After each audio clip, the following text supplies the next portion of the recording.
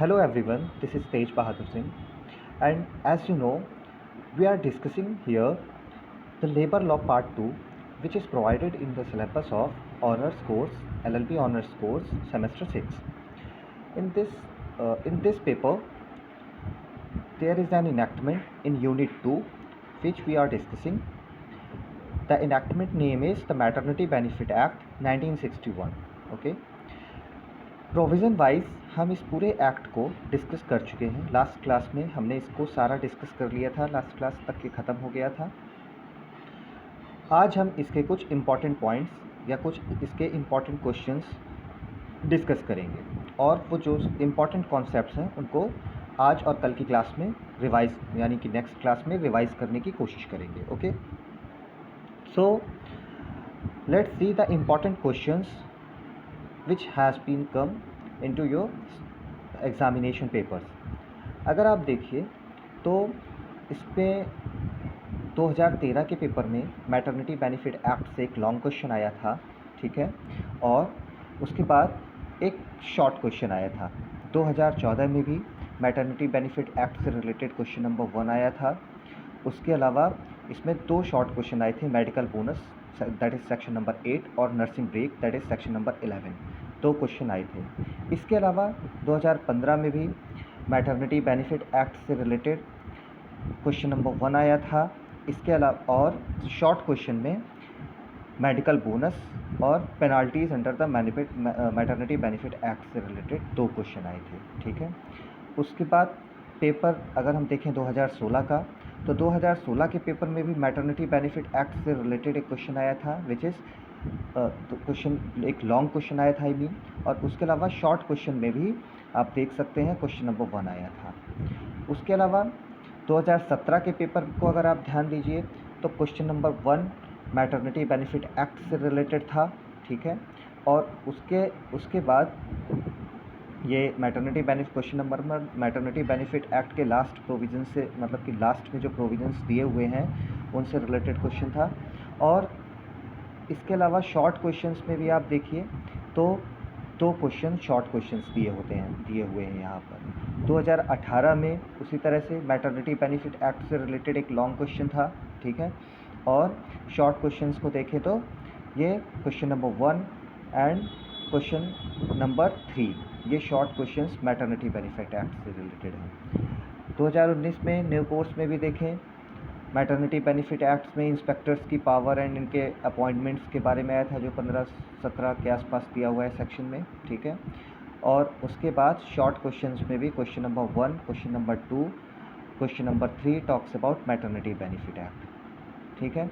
तो इस तरीके से हम कह सकते हैं कि लगभग हर साल आपकी इस यूनिट 2 में मैटरनिटी बेनिफिट एक्ट से रिलेटेड एक लॉन्ग क्वेश्चन जरूर आता है, ठीक है, 2 में से, और शॉर्ट क्वेश्चन 2 के एवरेज से आ रहे हैं, यानी कि जहाँ पर 2 ही शॉर्ट क्वेश्चन दिए हुए हैं वहाँ पर 1 क्वेश्चन मैटरनिटी बेनिफिट एक्ट का आ रहा है, जहाँ पर 3 क्वेश्चन भी दिए हुए हैं वहाँ पर 2 short question maternity benefit act से आ रहे हैं। तो आपके सिलेबस के पॉइंट ऑफ व्यू से मैटरनिटी बेनिफिट एक्ट बहुत ही ज़्यादा इम्पॉर्टेंट है, ठीक है। खैर, इसके बाद अगर हम इसके लॉन्ग आंसर्स में देखें तो हमें काफ़ी कुछ कवर अप मिल जाता है। इसका एक्ट मैं आपके साथ सारा रिवाइज़ कर चुका हूँ, तो प्लीज़ आपसे ये रिक्वेस्ट है कि आप जाइए और पूरे एक्ट को चेक करिए। इसके जो शॉर्ट क्वेश्चंस हैं, इसके जो लॉन्ग क्वेश्चंस हैं, उनको देखिए, और जितना मैंने आपको अभी तक वीडियो लेक्चर्स में पढ़ाया है, बताया है मैटरनिटी बेनिफिट एक्ट से रिलेटेड, उसके थ्रू उसको एक बार रिवाइज़ करिए, ठीक है।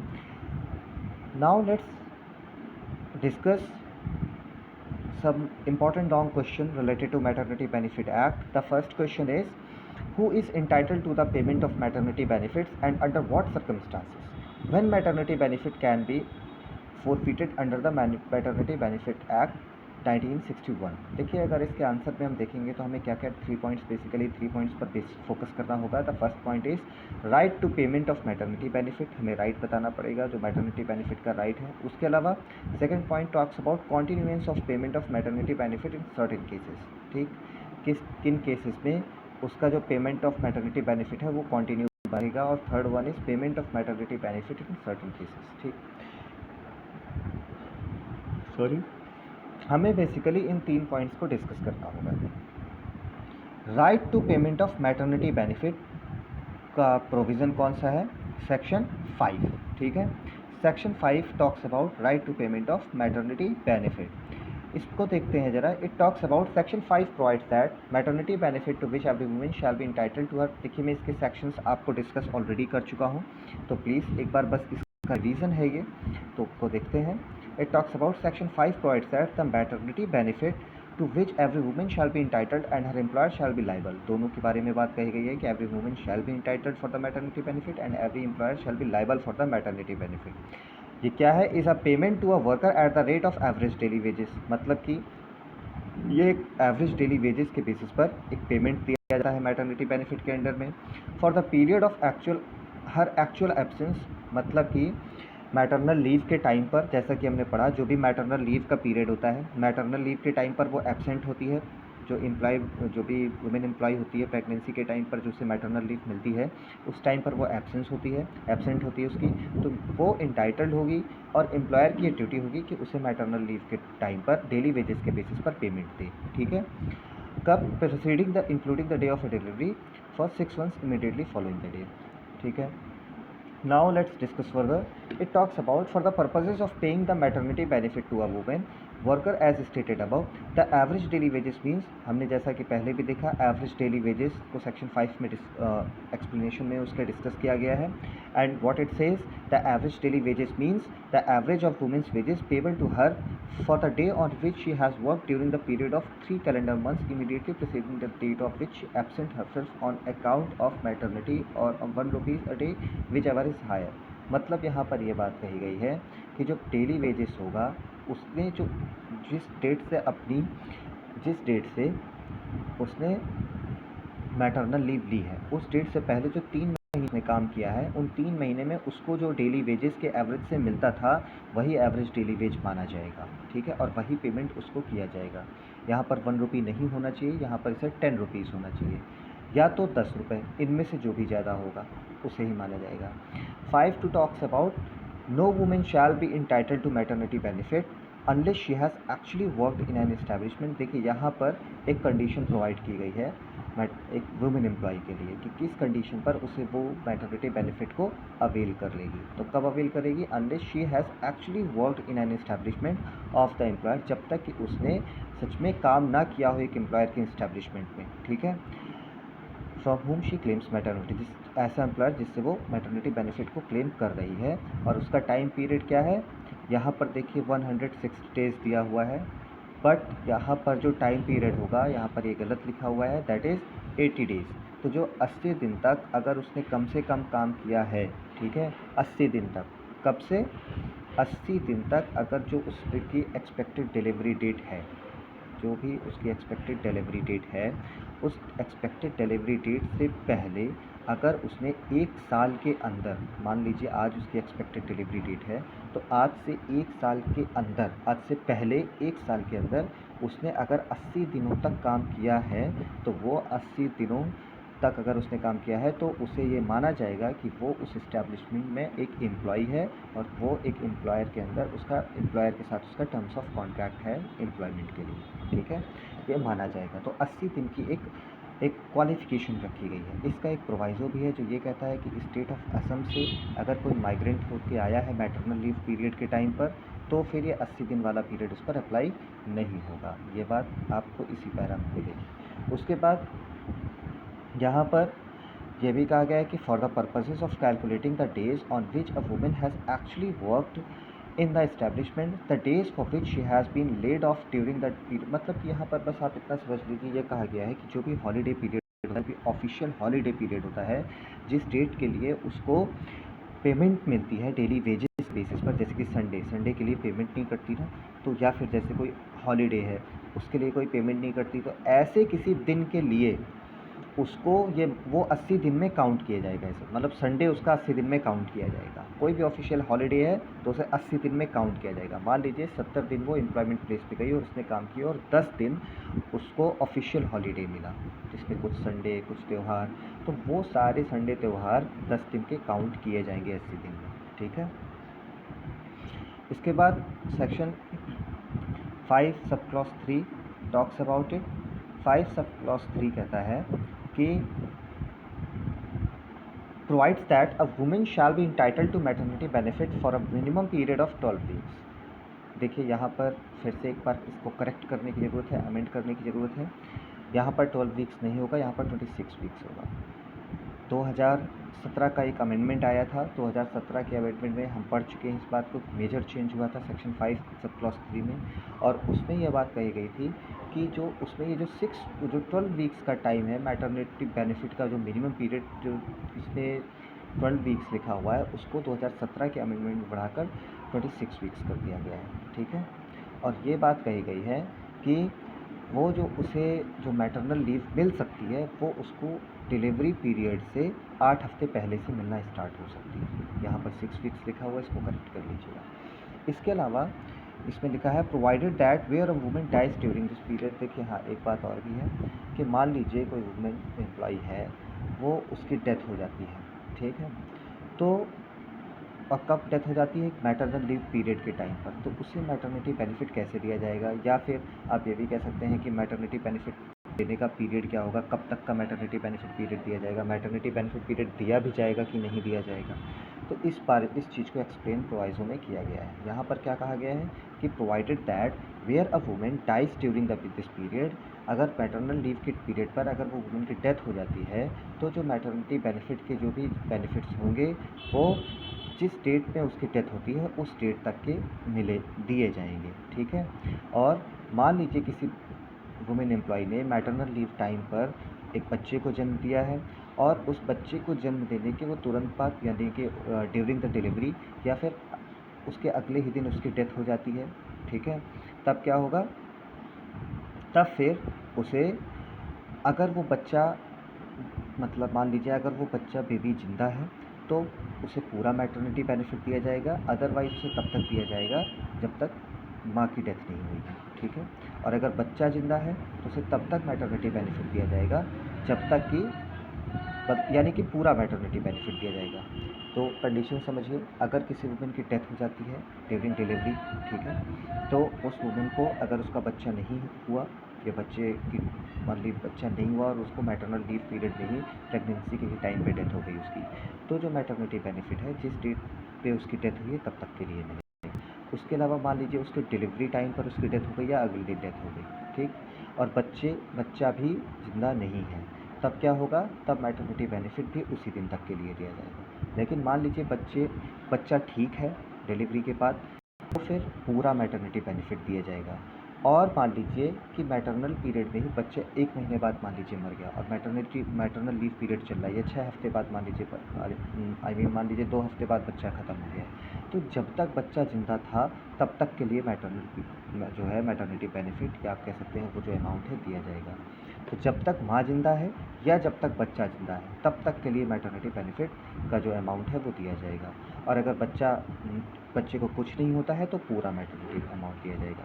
तो इस चीज़ को आप बस इसी तरीके से याद कर लीजिए कि जब तक माँ जिंदा है और बच्चा नहीं है, जिस दिन माँ ख़त्म हुई, यानी कि जिस दिन वुमेन एम्प्लॉय ख़त्म हुई, तब उस दिन तक के लिए मैटरनिटी बेनिफिट मिलेगा, लेकिन वहाँ बच्चा नहीं होना चाहिए। मान लीजिए डिलीवरी के टाइम पर उसकी डेथ हो गई, बच्चे और माँ दोनों की, तो फिर उसी दिन तक के लिए मैटरनिटी बेनिफिट मिलेगा।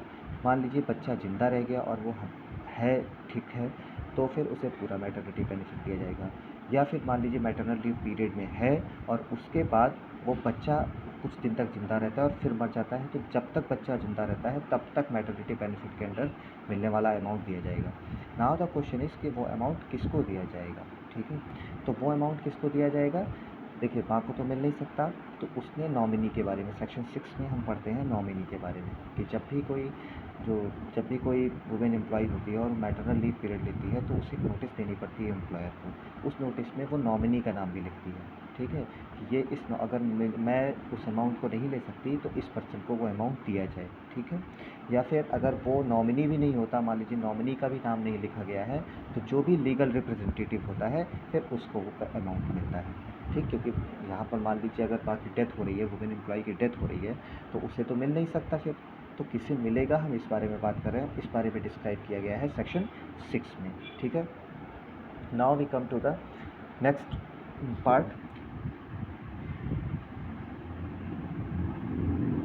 यहाँ पर अगर हम देखें तो एक केस है, the case name is B Shah versus labour court, Coimbatore का केस है, ठीक है। इस केस में क्या, इस केस को जरा एक बार देखते हैं हम लोग।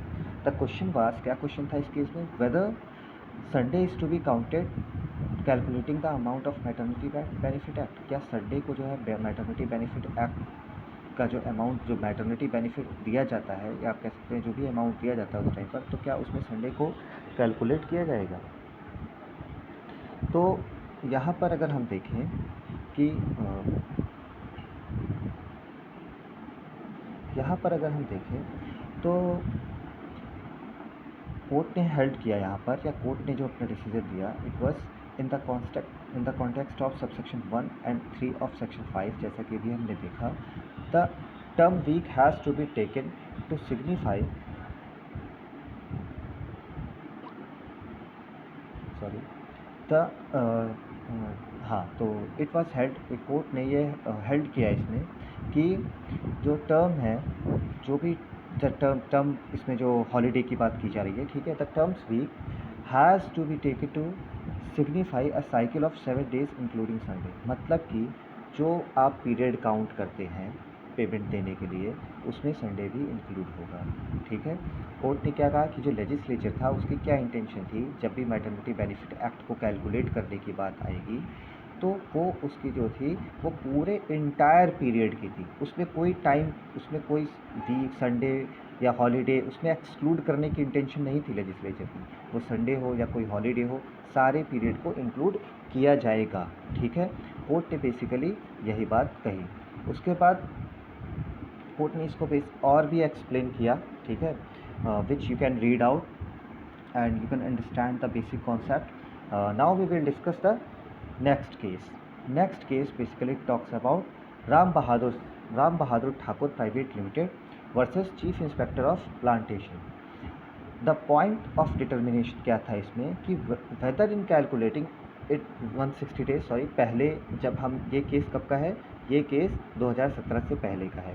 तो तब क्या था, वो पीरियड कौन सा था, वर्किंग पीरियड, जिस इस्टेब्लिशमेंट में एक वुमेन एम्प्लॉय को एम्प्लॉय बनने के लिए, या एक वुमेन एम्प्लॉय को अगर एक मैटरनिटी बेनिफिट का को अवेल करना है, तो उसके लिए उसे 2017 से पहले कितने दिन काम करना पड़ता था, 160 डेज़ का, ठीक है। तो यहाँ पर बात उसी 160 डेज़ की जा रही है। आज के टाइम पे वो पीरियड कितना है, 2017 के अमेंडमेंट के बाद 80 डेज़ का है, लेकिन ये केस कब का है, 2017 से पहले का है, इसलिए अब यहाँ पर 160 डेज़ की बात की गई है, ठीक। तो यहाँ पर मेन क्वेश्चन ये था कि जब हम 160 डेज़ को कैलकुलेट करेंगे, 160 डेज़ के पीरियड को, तो which will entitle a women employ to get maternity benefit, तो कौन इंटाइटल होगा। The work on half days can be introduce और नॉट, मतलब कि द जो हाफ डेज वर्क हैं, क्या उसमें वो इंक्लूडेड होंगे, मतलब वो 160 डेज़ में क्या वो हाफ डेज इंक्लूडेड होंगे, जो भी हाफ डेज वर्क होते हैं। कोर्ट ने कहा कि according to explanation of section 5 sub clause 2 of maternity benefit act, the period during which a women worker was laid off shall also भी taken into consideration for ascertaining the eligibility, मतलब कि laid off period में भी, laid off period को भी count किया जाएगा। ये बात कही गई है सेक्शन 5 सब क्लॉज 2 में। हमने देखा अभी कि हॉलीडे, ले ऑफ पीरियड सबको काउंट किया जाएगा, ठीक है, जब मैटरनिटी बेनिफिट को अवेल करने की बात आएगी, ठीक। तो ये बात कही गई है यहाँ पर, जो एक्चुअल वर्क है इसमें कोई कंडीशन प्रेसिडेंट नहीं लगाया जाएगा, इसमें हाफ डे को भी इंक्लूड किया जाएगा, ठीक है। इसके बाद सेक्शन 5A 2017 के अमेंडमेंट के बाद इंक्लूड किया गया था, और इसमें यह कहा गया कि यहाँ पर basically employees state insurance act का जिक्र आया था। एम्प्लॉयज़ स्टेट इंश्योरेंस एक्ट 1948 का जो सेक्शन 50 है, वो बात करता है मैटरनिटी बेनिफिट के बारे में। अब देखिए, आपको समझने की यहाँ ज़रूरत है कि जो एम्प्लॉयज़ स्टेट इंश्योरेंस एक्ट है 1948 का, वो सिर्फ मैटरनिटी बेनिफिट की बात नहीं करता, वो और भी कई सारे बेनिफिट्स की बात करता है एम्प्लॉयज़ के लिए, ठीक है। और वो सिर्फ वुमेन एम्प्लॉयज़ की बात नहीं करता, वो सारे एम्प्लॉयज़ की बात करता है। तो basically it talks about other benefits, ठीक है, not the maternity benefit. Maternity benefit का सिर्फ एक क्लॉज है एम्प्लॉयज़ स्टेट इंश्योरेंस एक्ट में, सिर्फ एक प्रोविज़न है, एंड विच इज़ सेक्शन 50। इस सेक्शन 5A में ये बात कही गई है कि मान लीजिए एम्प्लॉयज़ स्टेट इंश्योरेंस एक्ट है, और वो किसी एम्प्लॉय पर अप्लाई हो रहा है, उस पर लागू हो रहा है किसी एम्प्लॉय, ठीक। तो जब तक सेक्शन 50 अप्लाई नहीं होगा उस वीमेन एम्प्लॉय है मान लीजिए कोई, तो वीमेन एम्प्लॉय पर जब तक section 50 of employees insurance act apply नहीं कर रहा है, तब तक मैटरनिटी बेनिफिट एक्ट के सारे प्रोविज़न अप्लाई होंगे। देखिए किस तरीके से इसको समझना है कि मान लीजिए कोई प्रेग्नेंट वुमेन एम्प्लॉय है, ठीक। अब उस पर उस वुमेन एम्प्लॉय पर एम्प्लॉयज़ स्टेट इंश्योरेंस एक्ट तो वो अवेल कर रही है, ठीक है, लेकिन उसको उसके अंडर के सेक्शन 50 का मैटरनिटी बेनिफिट नहीं मिल रहा है। अब अगर वो प्रेग्नेंट है और सेक्शन 50 इस एम्प्लॉयज़ स्टेट इंश्योरेंस एक्ट उस पर अप्लाई नहीं हो रहा है, तो वहाँ पर पूरा मैटरनिटी बेनिफिट एक्ट अप्लाई हो जाएगा और वो सारी क्लेम कर सकती है under the maternity benefit act की, ठीक है। लेकिन अगर section 50 of employees state insurance act उस पर अप्लाई हो रहा है तो फिर वो क्लेम नहीं कर सकती और फिर मैटरनिटी बेनिफिट एक्ट एक्सक्लूड कर दिया जाएगा, ठीक है। ये बात समझने की ज़रूरत है। सेक्शन 5B कुछ कंडीशंस देता है, ठीक, और ये बात करता है कि payment of maternity benefit act से रिलेटेड कुछ कंडीशंस की बात करता है। It says every